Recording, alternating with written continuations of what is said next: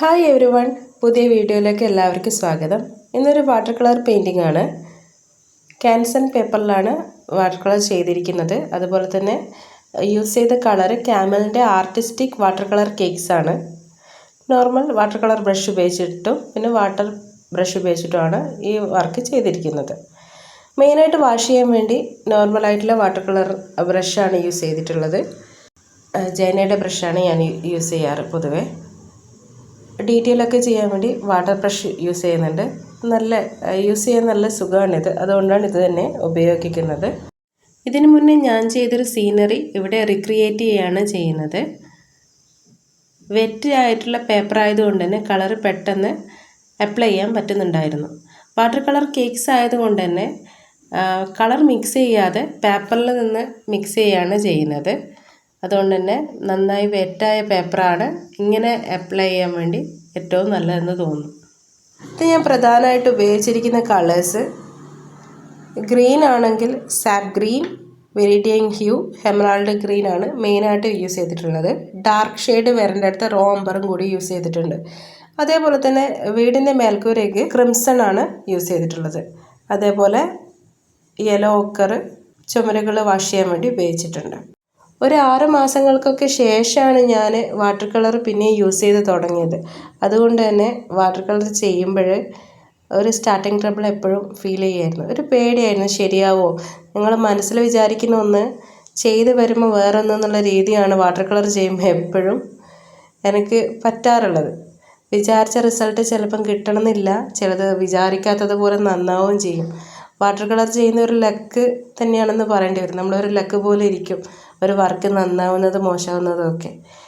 പേപ്പറിൻ്റെ സ്വഭാവം, നമ്മളെടുക്കുന്ന വെള്ളത്തിൻ്റെ കണക്കൊക്കെ വെച്ചിട്ടാണ് ഒരു വാട്ടർ കളർ നന്നായി ഇല്ല എന്നൊക്കെ പറയാൻ പറ്റുള്ളൂ. ഓരോ വർക്കും ഓരോ രീതിയിലായിരിക്കും. പൊതുവേ ഇലകളൊക്കെ വരയ്ക്കുമ്പം പെയിൻറ്റ് ചെയ്യുമ്പോൾ എനിക്ക് ഭയങ്കര പേടിയായിരുന്നു. ഒന്നെങ്കിൽ കളർ സ്പ്രെഡ് ചെയ്തിട്ട് ഇട്ടതുപോലെ മാത്രമായിരിക്കും ഉണ്ടാവുക. പെർഫെക്റ്റായിട്ട് അതൊരു ചെടി പോലെയും ഇലകൾ പോലെയൊക്കെ തോന്നിപ്പിക്കണമെങ്കിൽ നല്ല രീതിയിൽ ശ്രദ്ധയോടുകൂടി പെയിൻറ്റ് ചെയ്യണം. അധികവും എനിക്ക് എപ്പോഴും നിരാശ തോന്നാറുള്ളത് ഈ ഒരു പെയിൻറ്റിങ്ങിലായിരുന്നു.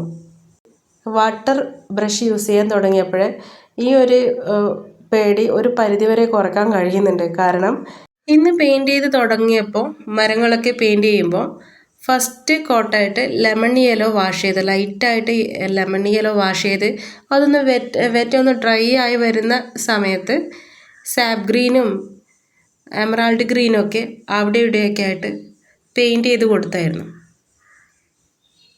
അതിനിടയിൽ ഒരു ഐഡിയ തോന്നി, വെള്ളം നന്നായിട്ട് അപ്ലൈ ചെയ്ത്, അതായത് ഡോട്ട് പോലെ അപ്ലൈ ചെയ്തിട്ട് അതിലേക്ക് കളറ് അപ്ലൈ ചെയ്ത് നോക്കുമ്പോൾ ഒരു നല്ലൊരു രസമുള്ളൊരു വാഷായിട്ട് അത് കിട്ടിയിട്ടുണ്ടായിരുന്നു. അപ്പോൾ അതിൻ്റെ മേലെ ലാസ്റ്റായിട്ട് ഈ വാട്ടർ ബ്രഷ് ഉപയോഗിച്ചുകൊണ്ട് ഡീറ്റെയിൽ ചെയ്തപ്പോൾ കുറച്ചുകൂടി ഭംഗിയുള്ളതായിട്ട് എനിക്ക് തോന്നി.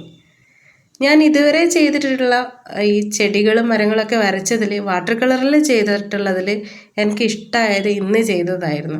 കുറച്ചുകൂടി ഡീറ്റെയിൽ കൊണ്ടുവരാൻ വേണ്ടി സാധിച്ചിട്ടുണ്ടായിരുന്നു. അത് തന്നെ ഈ വാട്ടർ ബ്രഷിൻ്റെ ഏറ്റവും വലിയ ഉപകാരമായിട്ട് ഞാൻ കണക്കാക്കുകയാണ്. സാധാരണ ബാക്കി ഏത് മീഡിയം യൂസ് ചെയ്താലും വാട്ടർ കളർ യൂസ് ചെയ്യാൻ എനിക്ക് ഭയങ്കര പേടിയുള്ള കാര്യമാണ്. ഒന്നുകിൽ നന്നാകും, അല്ലാന്നുണ്ടെങ്കിൽ അത് വളരെ ഫ്ലോപ്പായി പോവുകയും ചെയ്യാറുണ്ട്. ഇന്നത്തെ പെയിൻറ്റിങ് എനിക്ക് പേഴ്സണലി ഒരുപാട് കാലം കൂടിയിട്ട് ചെയ്തപ്പോൾ നല്ലൊരു പെയിൻറ്റിംഗ് ആയിട്ട് ഫീൽ ചെയ്തിട്ടുണ്ട്. നിങ്ങൾക്കിത് ഇഷ്ടമായോ ഇല്ലേ എന്നുള്ളത് നിങ്ങൾ കമൻറ്റ് ചെയ്ത് അറിയിക്കണം. ഔട്ട്ഡോറൊക്കെ ചെയ്യാൻ പോകുമ്പോൾ വാട്ടർ കളറും പാലറ്റും വെള്ളമൊക്കെ വെള്ളത്തിൻ്റെ കണ്ടെയ്നറൊക്കെ എടുത്തിട്ട് വർക്ക് ചെയ്യാൻ ഭയങ്കരമായിട്ട് ഹെവി സാധനങ്ങളും കയ്യിലെടുത്ത് പോകുന്നൊരു ഫീലിംഗാണ്.